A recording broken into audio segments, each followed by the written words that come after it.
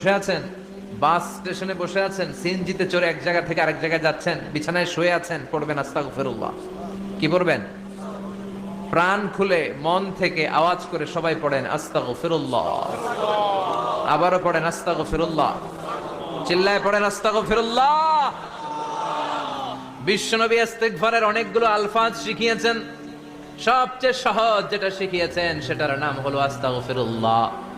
বিশ্বনবী জামাতে সালাত শেষে সালাম ফিরিয়ে আওয়াজ করে পড়তেন আল্লাহু আকবার, তারপরে 3 বার পড়তেন আস্তাগফিরুল্লাহ আস্তাগফিরুল্লাহ আস্তাগফিরুল্লাহ। পড়ার দরকার আছে না নাই?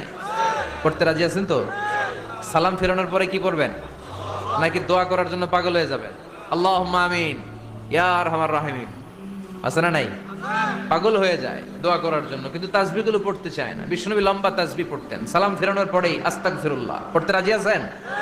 আবার বিশ্বনবী বললেন, যে ব্যক্তি পড়বে আস্তাগফিরুল্লাহ আল্লাযী লা ইলাহা ইল্লা হুয়াল হাইয়ুল কাইয়্যুম ওয়া আতুবু ইলাইহি, যুদ্ধের ময়দান থেকে যদি কেউ পালিয়ে যায় তার কোনো মাফ নাই। এটা অনেক বড় কবিরা গুনাহ। আত-তাওয়াল্লি মিন ইয়াউমিজ যাহফ, যুদ্ধের ময়দান থেকে পালালে ওর কোনো মাফ নাই। বিশ্বনবী বলেন, যুদ্ধের ময়দান থেকে পালিয়ে এসেছে কোন মুসলিম সৈনিক, সেও যদি এই আস্তাগফিরুল্লাহ আল্লাযী লা ইলাহা ইল্লা হুয়াল হাইয়ুল কাইয়্যুম ওয়া আতুবু ইলাইহি মন থেকে পড়ে, তার জীবনের গুনাহ আল্লাহ মাফ করে দিবে। আবার সাইয়েদনা আবু বকর সহিহ বুখারীর বর্ণনা, বিশ্বনবীরে বললেন, ইয়া রাসূলুল্লাহ আল্লিমনি দুআআন আদউ বিহি ফি সালাতি। ও নবী, আপনি আমারে এমন একটা দোয়া শিক্ষা দেন যেই দোয়াটা আমি নামাজের মধ্যে করব। বিশ্বনবী বললেন, তুমি নামাজের মধ্যে পড়ো আল্লাহুম্মা ইন্নী যালামতু নাফসি যুলমান কাসীরা ওয়া লা ইয়াগফিরুয যুনুবা ইল্লা আনতা ফাগফিরলি মাগফিরাতাম মিন ইনদিকা ইন্নাকা আনতাল গফুরুর রহিম। সুবহানাল্লাহ। এটার আমরা বলি দোয়া মাসুরা। এটাও একটা ইস্তিগফার, যেখানেই ক্ষমা চাওয়ার কথা আছে ওইটাই ইস্তিগফার। বুঝতে পেরেছেন? আল্লাহুম্মা ইন্নী যালামতু নাফসি, ও আল্লাহ অনেক জুলুম করেছি, যুলমান কাসীরা, জুলুমের শেষ নাই। ওয়া লা ইয়াগফিরুয যুনুবা ইল্লা আনতা, আপনি ছাড়া এই জুলুম আর পাপ ক্ষমা করার কেউ নাই। ফাগফিরলি মাগফিরাতাম মিন ইনদিক, নিজ গুণে আমার গুনাহ ক্ষমা করে দেন। ওয়া লা ইয়াগফিরুয যুনুবা ইল্লা আনতা, আপনি ছাড়া গুনাহ ক্ষমা করার দ্বিতীয় কেউ নাই। আমি আপনাদের খেদমতে সূরাতু আত-তাহরীমের 7 নম্বর আয়াত তেলাওয়াত করেছি।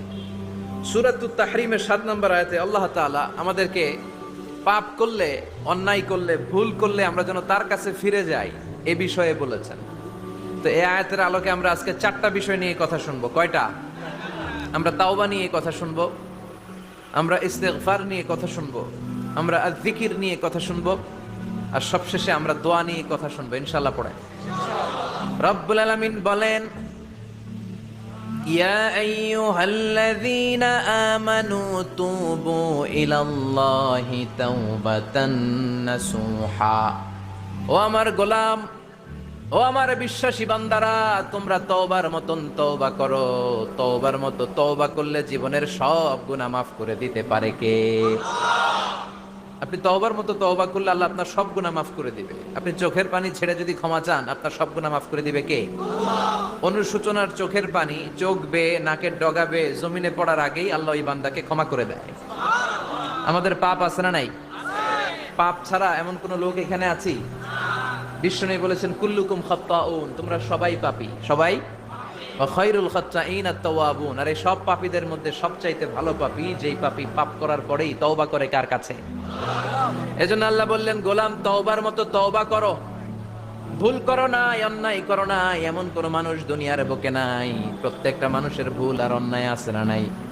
বিশ্বনবী বললেন, তোমরা সবাই ভুলকারী, তোমরা সবাই অন্যায়কারী, তোমরা সবাই পাপী। আর এই পাপীদের মধ্যে সবচাইতে শ্রেষ্ঠ পাপী হলো যেই পাপী পাপ করার পরে তওবা করে কার কাছে? কত পাপ আমরা করছি, কোনো হিসাব আছে? জেনে না জেনে, ইচ্ছায় অনিচ্ছায়, শিরকে বেদাতি, লক্ষ লক্ষ পাপ। দুনিয়ার মানুষ জানে না, আমি জানি আর আল্লাহ জানে। চিল্লা এখন ঠিক কিনা? পৃথিবী না জানুক আমি তো জানি, আমি কি পাপ করেছি হায়। পৃথিবী না জানুক আমি তো জানি, আমি কি পাপ করেছি হায়। আমার পাপের করলে বিচার, বাঁচার আমার নাই উপায়, দয়াময় প্রভু মাফ করো আমায়, মাফ করো আমায়। পড়েন আমিন। পাপ ছাড়া কেউ নাই, সবাই পাপী, সবাই পাপী। শুধু আমি পাপী না, আমার বাবা পাপী, আমার দাদা পাপী, আমার 14 গোষ্ঠী পাপী। চিল্লায় বলেন ঠিক কিনা? এজন্য রব্বুল আলামিন বলেন, ইয়া আইয়ুহাল্লাযীনা আমানু তুবু ইলাল্লাহি তাওবাতান নাসুহা।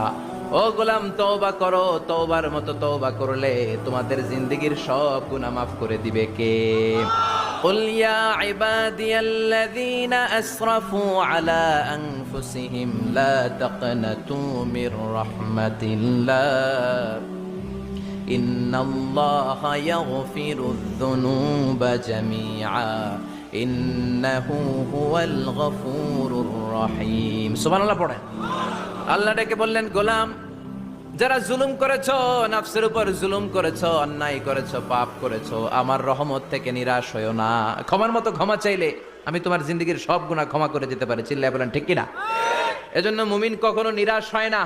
আবার আল্লাহ বললেন, লা তাইআসু মির রাউহিল্লাহ,